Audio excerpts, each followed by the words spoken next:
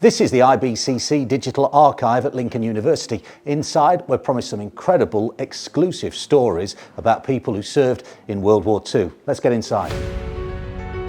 We've been given this as a permanent donation. His mates obviously couldn't do anything for him, but they actually saved this collection of material and sent it home to his family. Really wonderful source of social, cultural, military history. Lincoln was nearly radically changed. Paul never did come home. I'm Dr. Dan Ellin, and we are in the new offices of the IBCC Digital Archive. So the University of Lincoln and the International Bomber Command Centre in Lincoln are working in partnership, and the University of Lincoln owns, pays for, manages, preserves the digital archive side of the project. So we've been running for 10 years. When we first got started, it was a matter of recording heritage at risk, and 10 years ago this was capturing the stories of the veterans who were still with us at the time. Back in 2015 we thought if we recorded 300 interviews with veterans we were doing well. Today we've got something like 1,200 interviews with veterans in the archive. But we're also digitising letters, photos, diaries. These are all collections of material that are brought to us by the families of veterans, and these are things that haven't been seen outside the families for 80 years. So they bring us cardboard boxes and suitcases that have been under beds or on top of wardrobes since the end of the war. We've been building the archive since we started. We now have something like 40,000 items in around 3,000 collections. As I said, 1,200 interviews, 20,000 photos, something like 16,000 text-based documents, so letters, diaries. We want everything to be as easily findable and searchable as possible, so anything with any kind of written text on it we're having transcribed. So this can be a few names on the back of a photograph, it could be a 400-page handwritten memoir. The fact that these are transcribed means that we're capturing all the little bits of information. So, you know, the name on the back of a photograph, if we've transcribed it, it might mean that somebody then searching the archive at a later date can find a photo of their grandfather which they've never seen before. And every now and then we do get an email saying, you know, I have just seen my granddad in this photo. Because it's a digital archive as well, it's never finished. We could always keep adding metadata and information to any of the items in the archive. And one of the things we have are mystery items. So we get people who email in and say, I have identified this mystery item, you know, it's a particular model of car, or we have an awful lot of people who recognise places.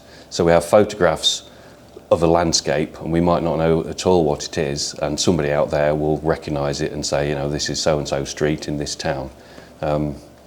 Because it's an international project and people who served in Bomber Command came from all over the world and trained in all sorts of weird and wonderful exotic places,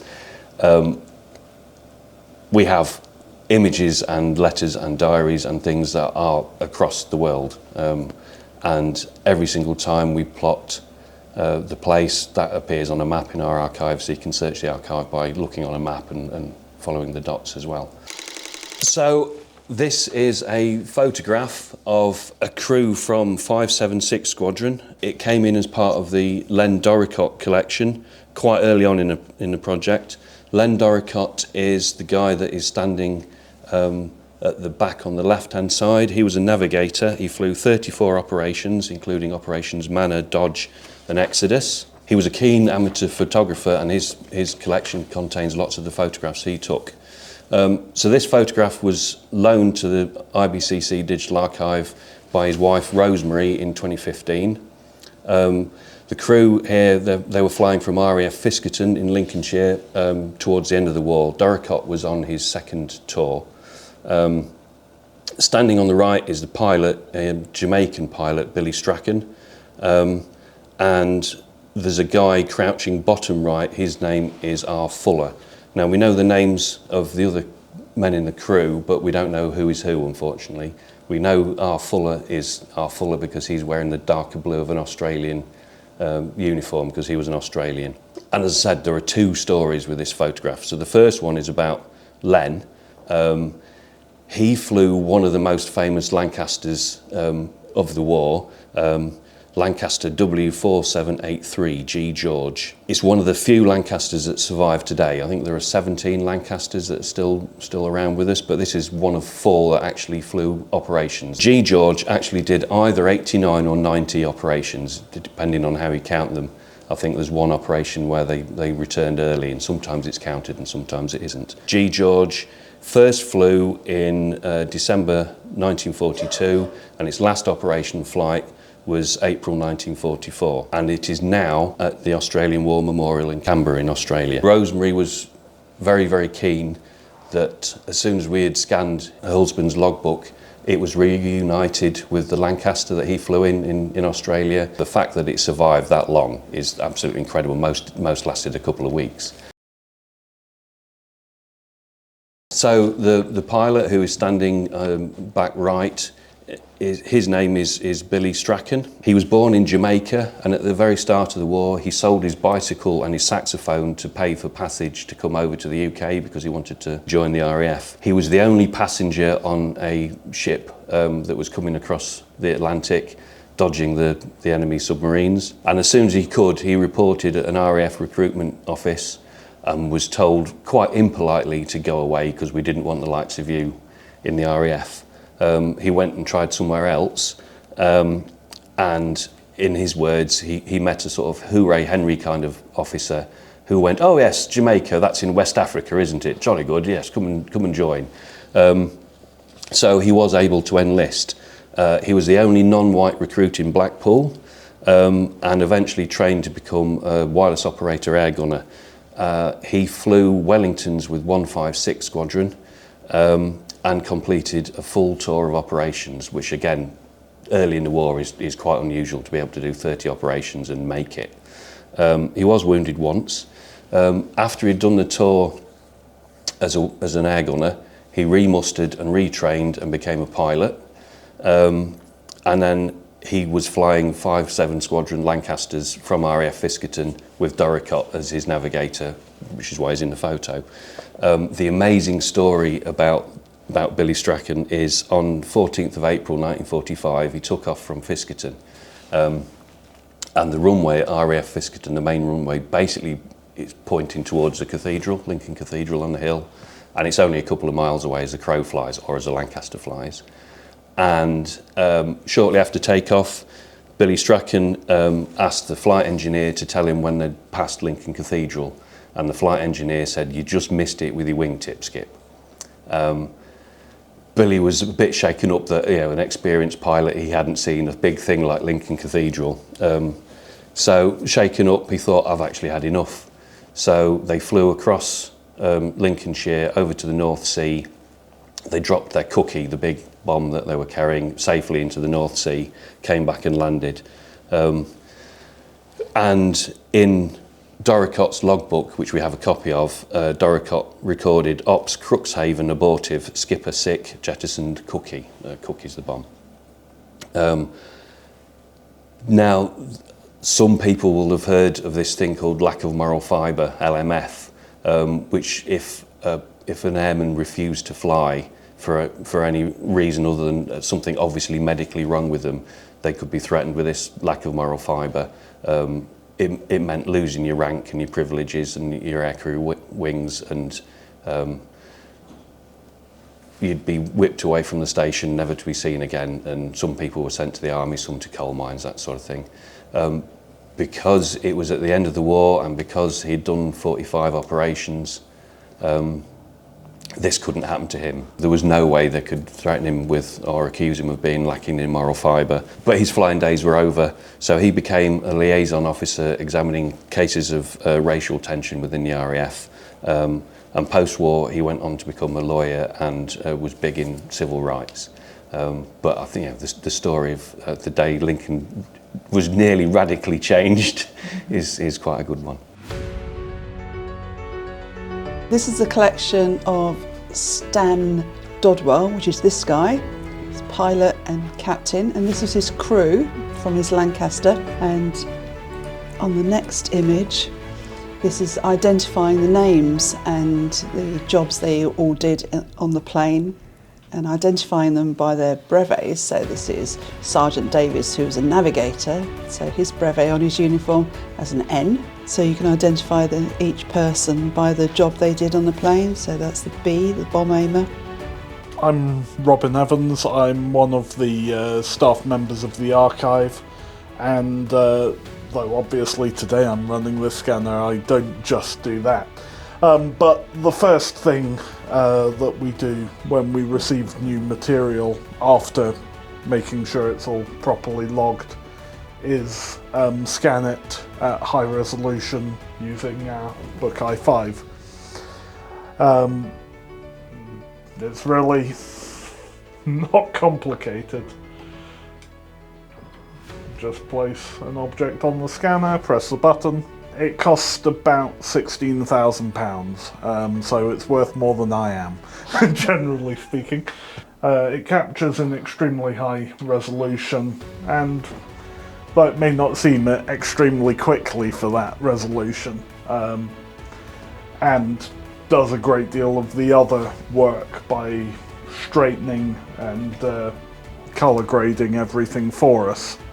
So it takes a lot of the guesswork out of preparing the files for online display. I don't have a huge personal connection to it, but I enjoy seeing the material, learning about the people and the places involved, and making it available to other people so they can do the same. This was one of the first collections that we actually took in physically, back in the day when we weren't actually taking in collections. But the story behind this is somebody was walking along the street in Grimsby and saw this flapping in the wind in a skip. They went, "That's a bit interesting, what is it?" And what it is a bit of a mystery photo album. It contains photographs of a family, but also lots of photographs of ground staff at what we've identified as RAF Binbrook. And yeah, this was really a heritage at risk. If somebody hadn't found this, it would have been lost forever. And as it is, we've taken it in, we've provided a home for it. We've made all the photos in this album available to the public, and we're starting to answer some of the questions about who and what and where are in this album. And for me, it's really, really fascinating because an awful lot of the photos in this album are telling the stories of ground personnel. So for every one person who flew in Bomber Command, depending on what time of the war it was, and how early or late in the war we are, there were either 8 or 10 people who served as ground personnel, and without them, the aircraft wouldn't have been able to fly. But we're not just talking about the mechanics who worked on the engines. There's drivers and clerks and the poor people who had to get up at the crack of sparrows in the morning at 4 in the morning to fry the bacon and cook the porridge, and the people who had to empty the latrines. Their story needs telling as well. And this has some absolutely wonderful photos of, I think it's RAF Northcote's Chapel is this photograph, and then it's photos of a family going sailing, and then we have photos of Binbrook Chapel and the bomb dump. So this is a really wonderful source of social, cultural, military history that we saved. This is a permanent collection that came in this year.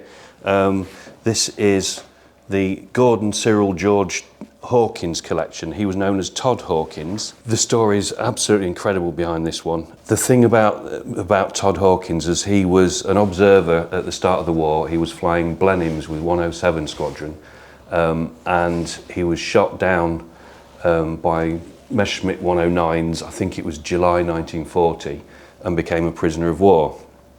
So what we have in the collection, there's the label from a Red Cross parcel that was sent to him when he was a prisoner of war.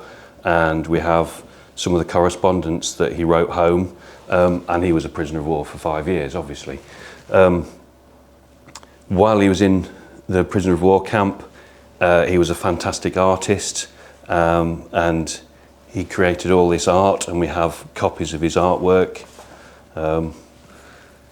Absolutely beautiful stuff that he drew, and we have his sort of preliminary sketches and then the final pieces. The really terrible bit about this story is some of the items are letters and Christmas cards and birthday cards that he sent home to his young son. And it got to the end of the war, and as the Russian army was advancing from the east, the Germans started moving the prisoners of war away because they didn't want them to be liberated. And the prisoners took part in what was known as the Long March, and they were forced to gather what possessions they could carry and march. And this was the winter of 44, 45, really horrible weather conditions. And it was horrendous, and they were starving hungry. As the war continued, they kept moving them further and further west. I think it was April 1945. Todd Hawkins was part of a column of Allied POWs that were being marched away, and they were spotted by 6 RAF Typhoons who thought they were an enemy column, and they shot them up. And Todd was one of the 30 people who were killed in this column. What is really incredible is his mates obviously couldn't do anything for him, but they actually saved this collection of material and sent it home to his family, and it was his son that brought this into the archive.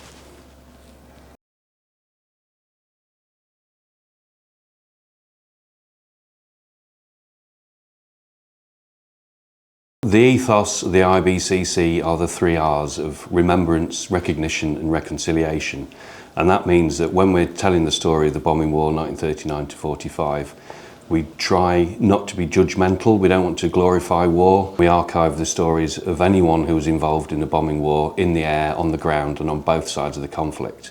And this is part of the Dorothy May collection, which is absolutely fascinating collection. Dorothy May was an English woman who met and fell in love and married a German chap called Paul. They married in 1938. They both worked in theatre, and the collection contains all sorts of things. So their Nazi identification papers and a huge document that proves that Dorothy herself was not from Jewish descent. And what's quite telling about some of this stuff is there's the Nazi stamps all over it, and she has covered them over with a little bit of sticky paper, so she did, obviously at some point she didn't want to keep looking at as this. Paul, her husband, was drafted into the Wehrmacht, into the German army, and sent to the Eastern Front, and the collection contains some of the letters that she wrote to him, but then of course at some point they stopped being delivered and were sent back to us undelivered. So what she did was she kept writing to him, and it's a sort of part letters, part journal, and this is her collection of what she wanted to say to her husband, or wanted to keep for her husband, for if he ever came back he would know what had been going on in her life. And from our perspective it's absolutely fascinating, because this is what her life as an English woman in Freiburg in Germany during the war was like, and she records everything that happened in the city, and her perspective of the bombing operations and what it was like being bombed by the Allies. Towards the end of the war, she was making a living by giving English lessons to people who lived nearby, because they were all hoping that the Americans or the British would get there before the Russians.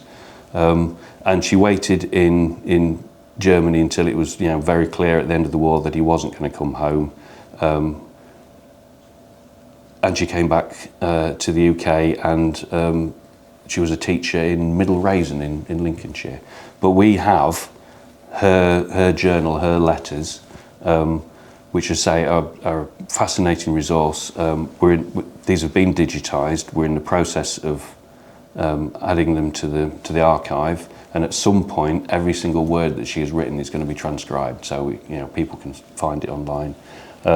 We also have a few other things. So we have some of her photograph albums, and it's fascinating social cultural history. Paul never did come home, but because she kept this, we have this as a record. This was donated by one of her family, and it's also been turned into a book, so you can find you can buy a book about the Freiburg letters.